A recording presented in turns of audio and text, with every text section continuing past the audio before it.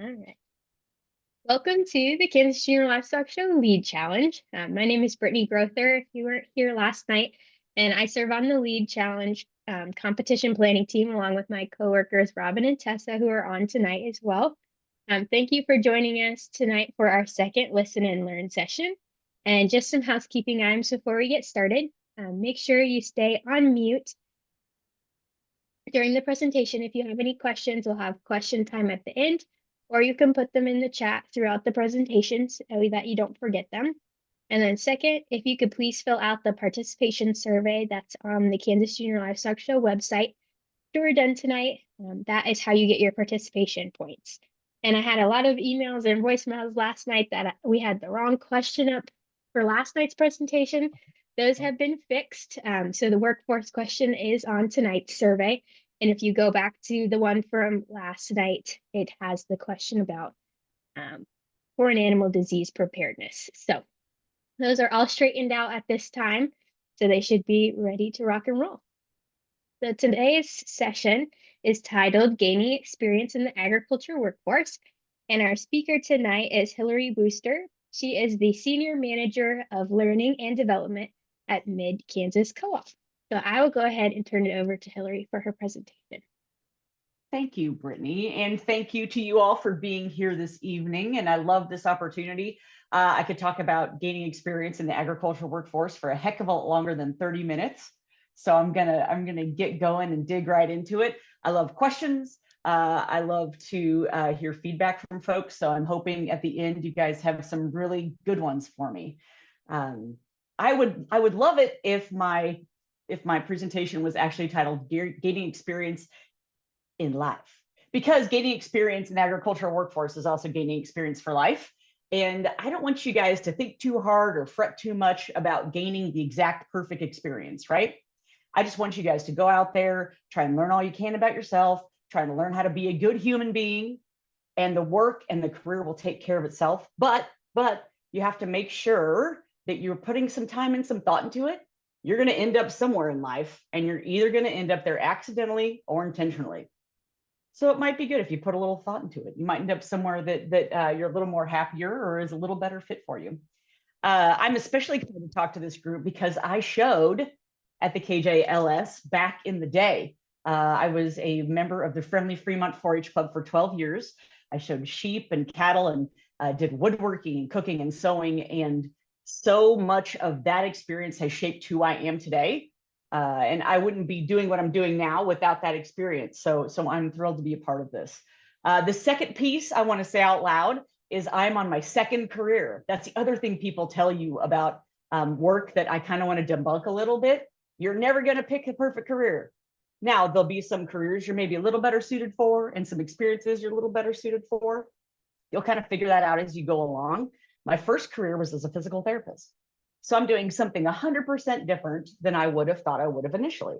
However, the skills that I built and used to become a physical therapist, I had to have great resiliency, initiative. I had to be willing to work really hard. I had to be willing to learn on my own, right? All of those things have really served me well in this next role in my life. And I couldn't be happier with the two experiences I've had. So I want to make sure that we start with those really positive things, because when people start talking about futures and work, there's a lot of feeling that you have to get it right the first time, and there's just this sensation of right and wrong and right and wrong. No way. There's the sensation I want you to have is the sensation of learning a lot and putting yourself in situations where you can learn about yourself and the world around you and the people in it. So that's what we're going to talk about tonight, is gaining experience. Okay. Why am I so excited about this? Why do I care so much about this? I work for Mid-Kansas Co-op. Our tagline is shared growth, shared success. So my job every day, I go to work trying to think about ways that we can help people learn and grow in their jobs. How do we help them become better at their roles? How do we help them grow professionally? How can we help them make work easier because they are learning and growing? As human beings, every day we want to learn and grow. If we don't, we'll get really stagnant. And we're going to talk about that in a second. All right, so what are you queued up for today with me? We're going to talk about a couple different things. First, we're going to talk about the differences between informal and formal opportunities. A lot of opportunities. I know we have kids as young as 7 or 8 on here, and folks as old as 18, right? That's quite the grouping. But there are informal activities and formal activities for everyone to participate in that you can start learning more about yourself and more about the jobs and roles that are out there. Second thing, what are the common ones, right? If you were going to want to pick an activity to do or an opportunity to do, what would be some of your options, okay? Based on your age and what you're doing, what sort of opportunity might be right for you? So I'd like you to walk away with a menu of things in your head so that if you have a business you're interested in learning more about, you can go to them and say, hey, I learned about job shadows, or hey, I learned about tours, and I would like to do that with you, right? How do we talk about getting those opportunities with businesses you're interested in learning more about? So that is what we are going to cover today. Okay, so first we're going to talk about informal versus formal opportunities. Okay, some of the things I'm going to talk about a little bit: a job shadow, an apprenticeship, right? MKC designed those programs, and those are very formal programs. And formal programs are typically for students that are in high school because of a lot of reasons. Some of those reasons can be our insurance company does not want 10-year-olds in our places of business with working machinery, right? It's dangerous, right? But that doesn't mean you can't get experience. Formal or informal activities, when you think about it, those are things like talking to your parents about the jobs that they do, right? Talking to your parents' friends. Does someone you know seem like they enjoy what they're doing? Ask them questions about it, right?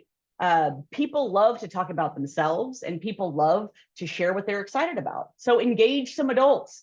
Talk to them about what they're doing, what makes them good at their job, what do they wish they had learned, right? Just having regular conversations with people is a really, really strong way to get some informal experience, because all you're trying to do right now is sort out kind of what direction you want to go, okay? And that is true from anyone from 8 to 18, right? There are so many ways to get experience, but you must be brave enough to ask. That's the first. These are the things I really want you to take home. You got to be brave enough to ask.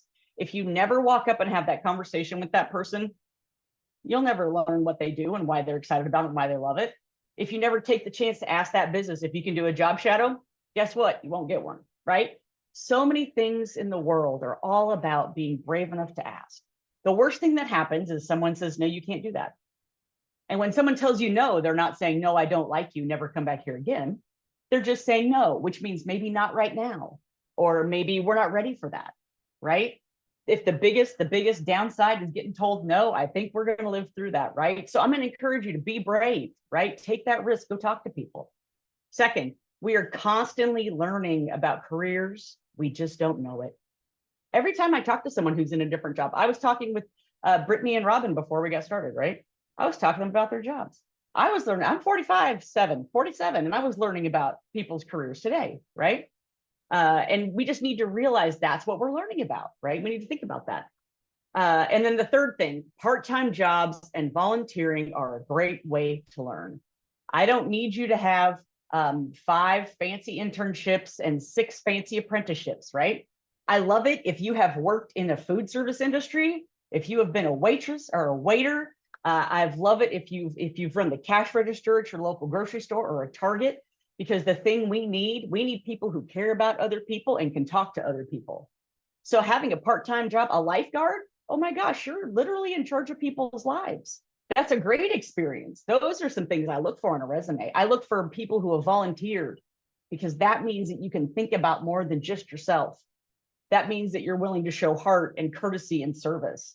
And I can't think of any company or any organization who wouldn't want somebody with those characteristics on their team, right? So these are some really important things I want you guys to keep thinking about. And these are kind of informal opportunities. These are all around us all the time. We just have to take advantage of them, okay? So before we get into the formal opportunities that we offer and that a lot of businesses offer, I want to talk to you about how learning works, okay? And this goes for school. Here's something that you guys are going to really find interesting. You never stop learning. And if you do, it's really disappointing, because you're not becoming a better human, right? So we're learning every day. It's not just while you're in school. You don't hit 21 and then just stop learning, right? I learn every day, and it's awesome. So here's what I want you to think about how learning works. That green blob in the middle, right? That is comfortable. That's things you already know how to do. They're second nature to you, really easy. Just skate through them, right? The yellow, that's an area where you get a little uncomfortable, right? Maybe you're not sure how to do it. You're not sure how to follow the directions. You're just not confident you can get it exactly right. And then the red is fear, right? That is like, oh my gosh, I am paralyzed and scared. Okay, so there are three kind of circles there, right? So how we like it. Listen, all of us like to roll around and just have a nice, easy day, right? We like that green circle to be really big where we are comfortable, right? We don't like a lot of discomfort and we certainly don't like fear, all right? However, we really should roll around the world this way. We really should be willing to get outside of our comfort zone, stretch ourselves, learn new things, right? We should be willing to do that. We don't want you guys to get out there in fear. We don't need you to be scared all the time, freaking out all the time because you're in scary situations, but we do want you to be uncomfortable because if you are in that green, you aren't learning and you're not growing, right? And that green feels good for a while, but then after a while, that green, that becomes boredom and complacency. Complacency just means just sitting back doing nothing, right? You guys don't seem like the sitting back doing nothing kind of crew, right? So we need to make sure that we are pushing ourselves out to be uncomfortable, which means we have to be confident and brave. That's where that first reference to being brave came from, right? Someone who just wants to hang out in the green isn't going to walk up to someone and ask them about their job. Someone who wants to hang out in the green isn't going to take time to go call a business and see if they can do a job shadow. Someone that just wants to hang out in the green isn't going to meet new people or make new friends, right? Stay out of that green. You're in the green a little bit. There's some things every day that you should do that are kind of comfortable, but a majority of your day should be spent trying out new things. Now, you're not going to be 100% successful with everything you try that's new and everything you try to learn. And there are times where even I end up in the red where I'm paralyzed and overwhelmed, right? It's just too much. I find that if I communicate with someone and tell them, hey, I'm feeling a little overwhelmed, I kind of don't know what to do, they usually can give me an instruction or answer a question for me that puts me right back in the yellow and I can just kind of keep going and learning. So this is what I want you guys to expect when you go through school. Showing animals is the same way, right? You guys sure were in the yellow or the red the first time you put that halter on that steer, right? The first time you tried to catch that lamb, I was in the red, right? But pretty soon it gets easier and easier until that's something that's no big deal, right? Same thing with everything in life. We just got to keep after it. Like I said, though, there are going to be some days, right? This roller coaster is one of my favorite visual things I've ever found, right? There can be some days where you're like, yes, I've got it. This is amazing. I'm doing exactly what I should do. This is amazing. And there are gonna be days where you're like, oh no, this is challenging, right? I'm firmly in the yellow, maybe in the red. And this guy looks like he's gonna get sick over the side, right? You shouldn't have too many days like that, but when you push yourself and try to be the best, try to be your best, sometimes you're gonna have that day. But in the end, we want you to have this day. We want you to be like, yes, I mastered it. It was really hard at the beginning. It took a lot of work. Thought I was going to throw up over the side for a second, but now I've conquered it and I'm doing a great job. Okay. So we've talked about how learning works. Okay. You got to get uncomfortable. Okay. We've talked about informal learning experiences, which you can do at any age and right there in your hometown, right? Every day. So let's talk about some more formal opportunities. Okay. When I say formal, what does that mean? That means that a business has these opportunities or a organization. This is something that's structured. So for every one of these things at MKC, you make an appointment to come do it. So you reach out to us. I'll show you how to do that later. You reach out to us, you make an appointment to do it. A person meets you who is an expert in that field. And then they have a structured, like for a tour, they make sure they show you certain things. For a job shadow, they make sure they show you certain things, right? We want to make sure that people have really good experiences and we cover everything. So these are called formal opportunities. This isn't something where you just show up on Tuesday at noon and you're like, all right, I'm here, let's go. These things take a little work and a little preparation. So let's talk about what these experiences are. Now, I will tell you that while you're there, while you're on a tour, while you're on a job shadow, any of those experiences, we are watching how you move through the world, right? Because we are always looking for the future of our employees. And that is true with any business that you're at, right? If you're on a tour and you're hanging from the rafters and you're not paying attention, and then a couple years later your resume comes across my desk for an internship, I'm gonna be like, that kid was hanging from the rafters that day, right? Like, we're always kind of watching you guys develop. Now, everyone has a bad day, but just know that we're all the time, we're trying to make sure that we have an idea of who are the next great folks in our organization. And we're looking for 4 things. Communication. You got to be able to talk to our farmers. You got to be able to talk to each other, right? If you can't talk to our farmers or each other, you can't work there, because no one works by themselves, right? We're looking for curiosity. We need you to be curious about yourself, about the world around you. We need you to be really interested in other people, because when we do that, we can provide excellent customer service. We need you to have tremendous initiative. Initiative means that you look around and you see what needs to be done and you just go do it, right? There is always something to be done. And then the last piece is teamwork. Like I said a minute ago, no one works by themselves. We need to see that we want you to be able to work with the team to realize when to follow, when to lead, right? And to realize that everybody's contribution is really important. And I think I spelled curiosity wrong on there. Oh my gosh. What a thing to figure out. Sorry, guys. So what is important to us? Okay, when you go on a tour, or you go to one of these formal activities, you get a chance to ask them questions, right? I'd find out what's important to them. That's really important. What are they looking for, and what's important to them? For us, safety is the most important thing.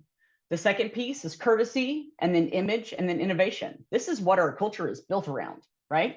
So any business that you go to, you should ask them, what's important to you? Because what you're looking for the future is someone that has what you want, right? I'm a very structured person, right? I love that we have a written down way that we look at culture. I love that we know what we want from people, right? That's somewhere I would want to work. Now, some places are super loosey-goosey and people love working there, right? So it's important for you to understand what you enjoy, and then to find out if people have it. So don't be afraid to ask questions when you're on these experiences. All right. So now we're going to work our way through all the opportunities that we've got. Number 1 is a tour, and I kind of broke it down. So it's what the experience is, how long it is, if it's by yourself or in a group, and then what you're going to do while you're there, right? And then kind of what the point is. Okay, that's kind of how I have this broken up. So a tour is several hours long. You come on site to us. We have a big safety center where we can put you in a harness and have you climb up this thing. We have a bunch of electrical safety activities. We have a lot of different things at our safety center, because safety is our first key to our culture, right? These tours happen either by yourself or in a group. It depends on the size, right? We have a 4th grade tour coming from Heston, I think, in a couple weeks. And then we'll have some colleges bring some of their ag students down for tours. It's all the different ages, right? So we have some great tours. This picture is actually our intern group on a tour, right?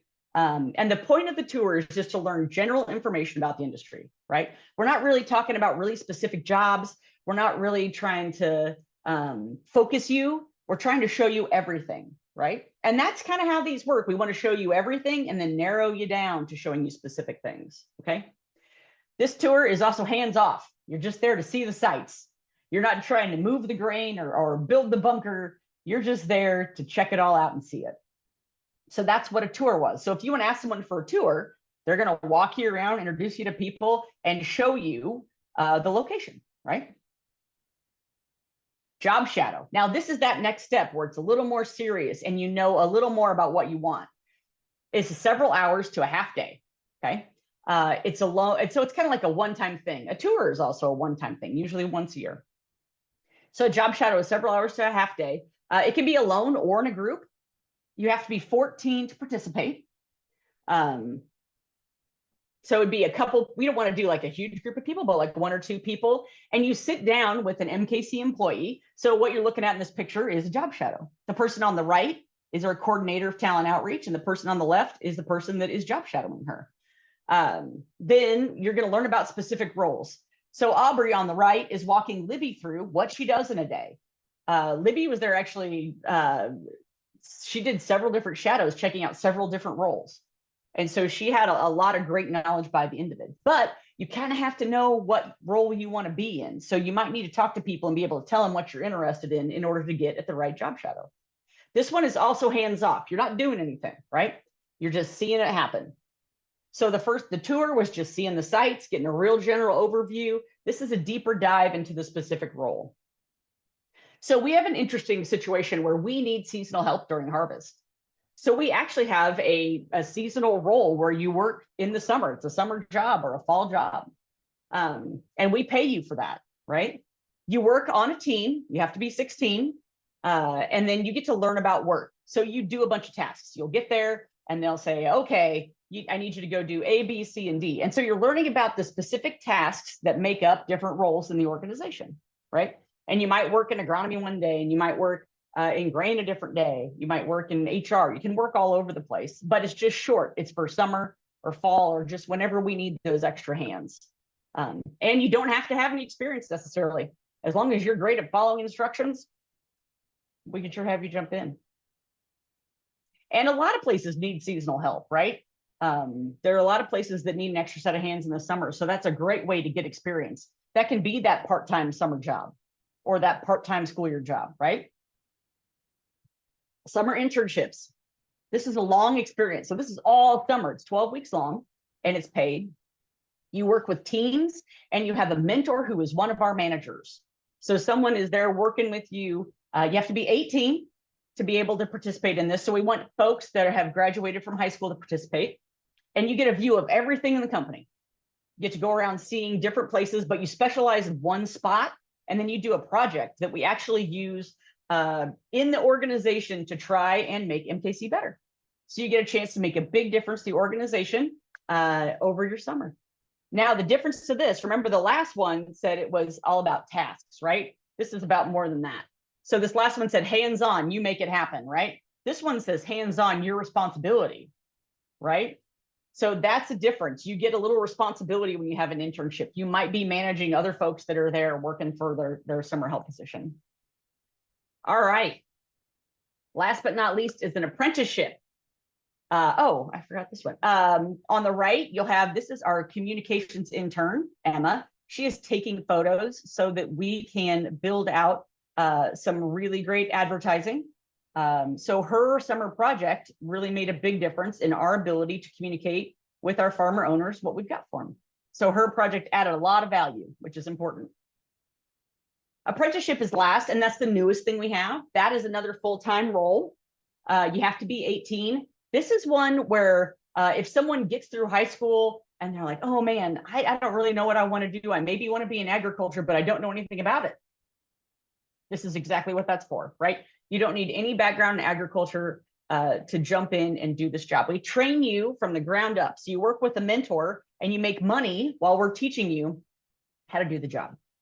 We're part of the state of Kansas program. We work with Farm Bureau, which I think is super cool. What you're looking at here, these are learning development apprentices. So these guys aren't fresh out of high school. These guys are a little bit older with a bit of experience, maybe not ag-related. But they're all getting ready to come into our organization, be managers, but we want to make sure that they're ready. We want to make sure we've trained them up really well first. And so this is hands-on, and we want them to master some things, right? We want them to really be able to teach others by the end of their time as an apprentice. All right, so I just told you a whole lot of stuff in 25 minutes, didn't I? That was a whole lot of stuff, but here's what I want you to take away. You can do something right now to improve how you understand what you could be good at, what you could be interested in, and learn more, right? You guys, these are the actions I want you to take. You're going to have to think a little bit. You're going to have to get in that yellow, right? Get out of that green. What can you do to learn about who you are right now, right?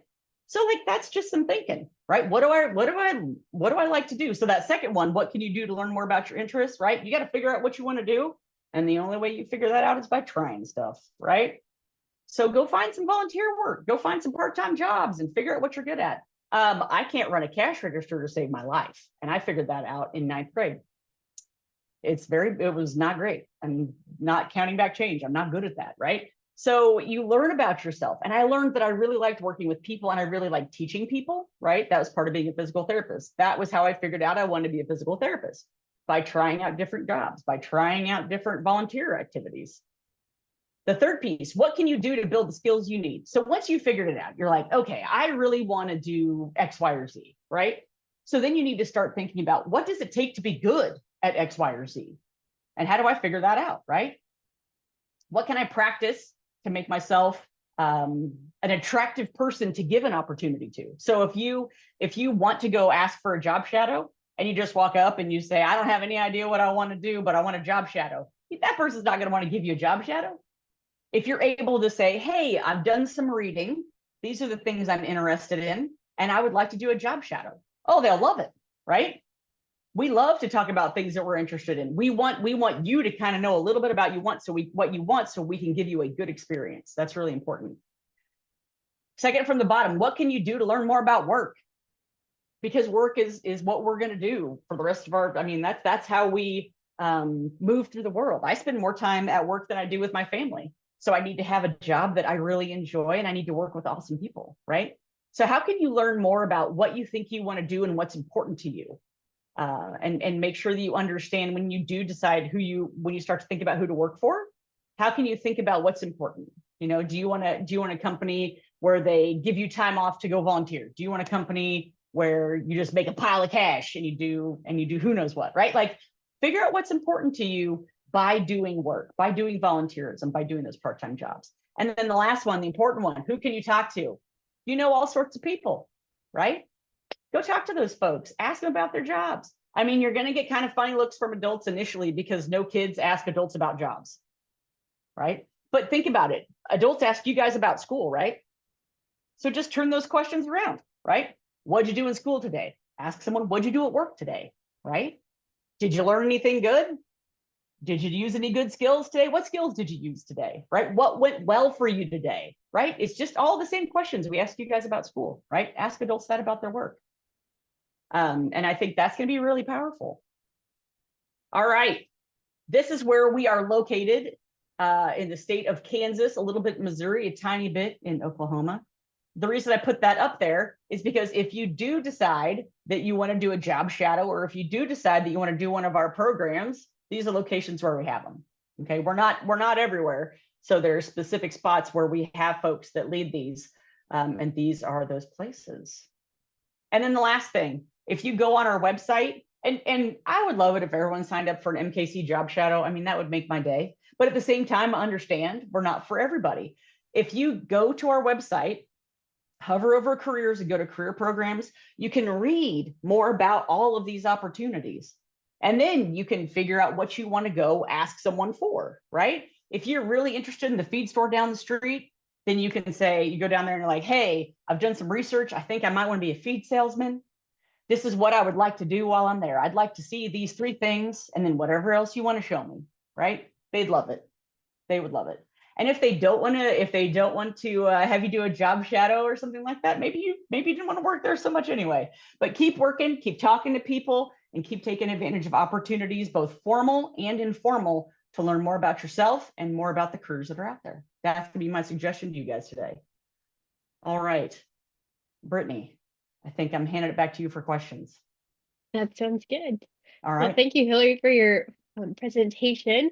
I Yeah. hope everyone learned some things and are ready to go out and get them and talk to people and Yeah. get some experiences. So if you guys have any questions, feel free to unmute or you can put them in the chat. So whoever wants to go first.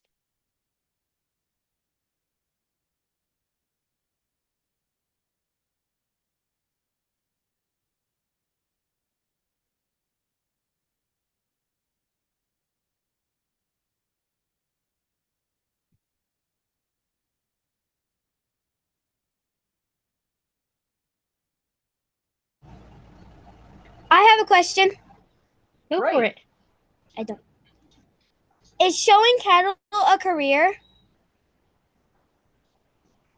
I think that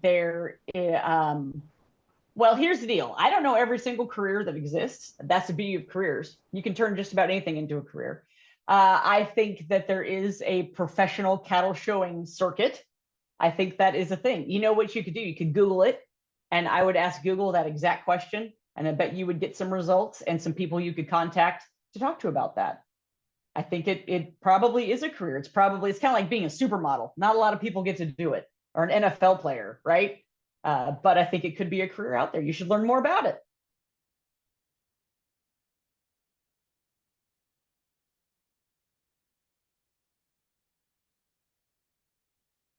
I have a question. Great. So, like, is there a lot of job demand for feed salesmen and people working at places like MKC? So a feed salesperson is a job there is demand for, definitely. It's going to depend on your geography, where you're located, and where you want to be located. They say you can have 2 out of the 3 things in life. You can have the job you want, the money you want, or live where you want to live. It's very seldom that you get all 3, right? If you want to be a feed salesman, that might require that you move somewhere where there's more prevalence of those jobs. Or if you want to stay in one location, you may not have access to a feed sales job.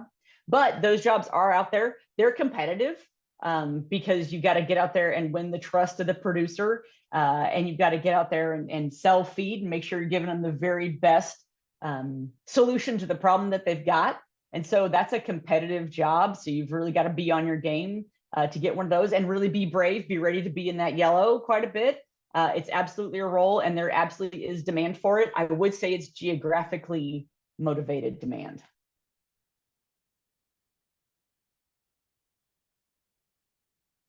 We do have a question in the chat from Ella. She Great. says, are internships flexible if you are still in 4-H? How many hours per day would you work as an intern? So internships. So we work in the summer, and we work from, it depends on what your internship role is. Our communications intern probably worked 8 to 5-ish. Sometimes during wheat harvest, our operations interns will work later in the night, right? If you are in 4-H and you have an internship, I'm guessing you need to feed and water some animals early in the morning around there. Typically, we can work with people and work around their schedules to make that work in an internship. It kind of depends on how much time you actually need. And an internship for us has some project work and some other work. So it might be better for you to do a seasonal job until you've graduated out of 4-H, and then do an internship if 4-H takes up a good chunk of that time during the day. I don't want you to miss out on what's going on in the internship. But the thing I would tell you is just ask. Every company is going to be a little different.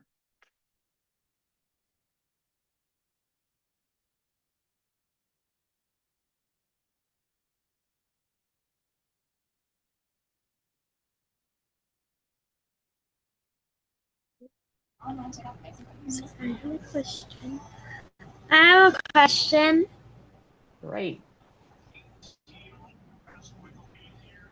How is your job? No, what's your favorite part about your job? What's your favorite part about your job? Oh man, doing stuff like this is part of it for sure. My favorite part of my job is I really do every day get up and I get to go to work, and I get to be creative about the ways that I can make work better for people. I love that. I love solving problems. I love coming up with creative solutions, and I love trying to make people's lives better. And I get to do that at my work. So those are my favorite things about my work. And everybody's going to have a different thing they love, right? I think that's a great question to ask.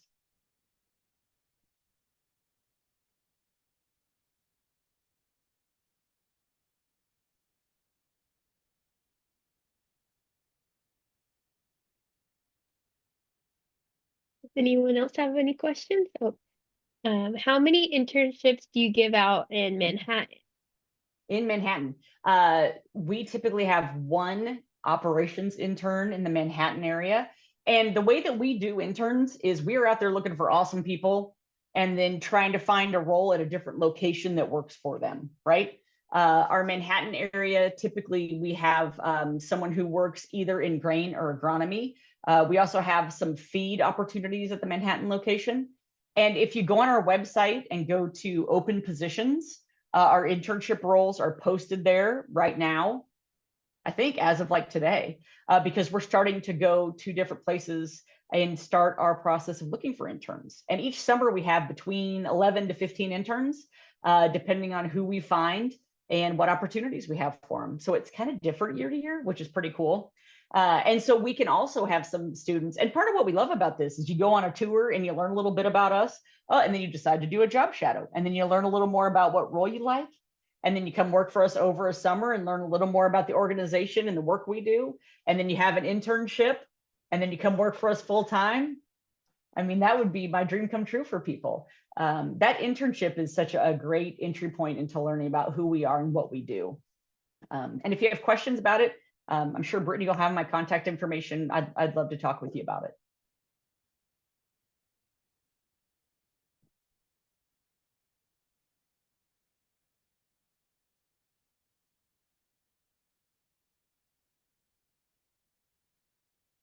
Great.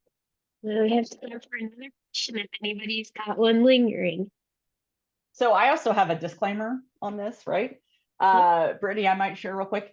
I am one viewpoint on how careers work and how what you should try and look at and what different experiences are, right? I'm only one person sharing my thoughts. Get some thoughts from some other people. Do some research for yourself on Google, right? Don't just take my word for it. And I hope I didn't make too many parents out there cringe when I said that, you know, you'll figure it out and it's not life or death if you get it right the first time. But again, I'm just one viewpoint, and talk to people and get their viewpoints as well. And if any of you want to learn more about careers after this is over with, again, feel free to reach out and contact me. And it doesn't matter to me if you come to work for MKC or not. I just really am passionate about making sure that students and young professionals find the right fit at the right place. Makes a big difference in your life.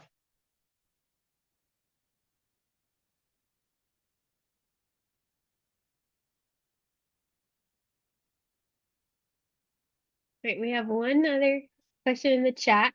What school subject do you use the most on a day-to-day basis? I love it.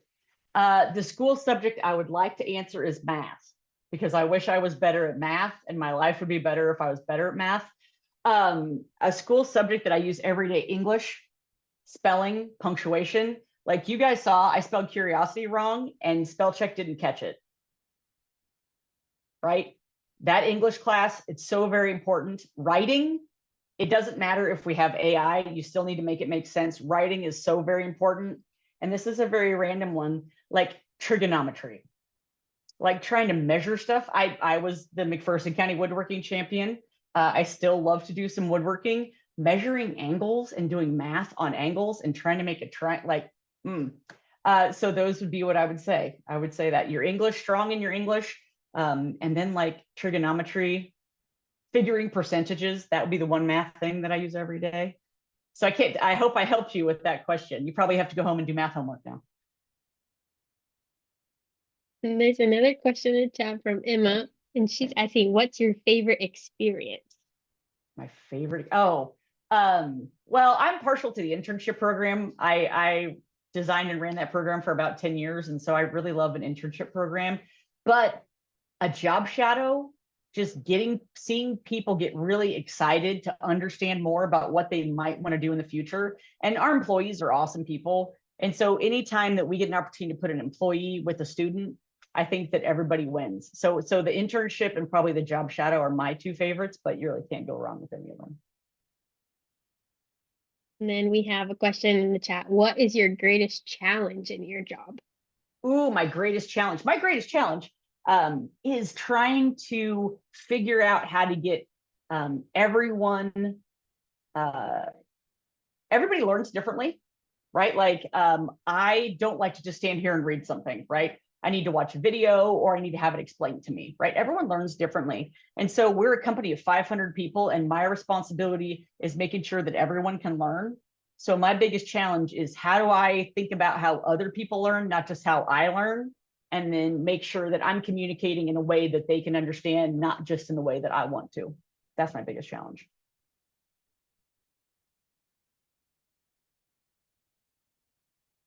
Loved I it. don't see any more questions in the Those were chat. good. Those were good. Yeah. Thank you guys. Those were very good. What experience in 4-H have you Hmm. used the most? Project talks. I mean, I'm up here just giving a project talk, aren't I? Project talks, demonstrations. As far as building resilience, I had a really mean steer once, and that built a lot of resilience for me, right? I would also say that 4-H was and this isn't going to come out exactly right. I hope this is okay. I learned a little bit about disappointment.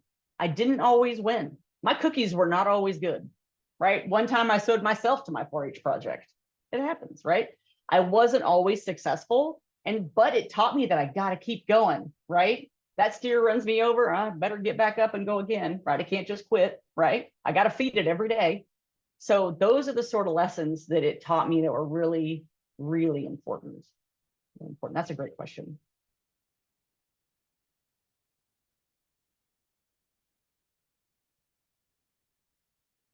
Right. Anyone have one last question to ask Hilary? I'm one of those people that will kind of tell you anything, which is a little dangerous in this setting.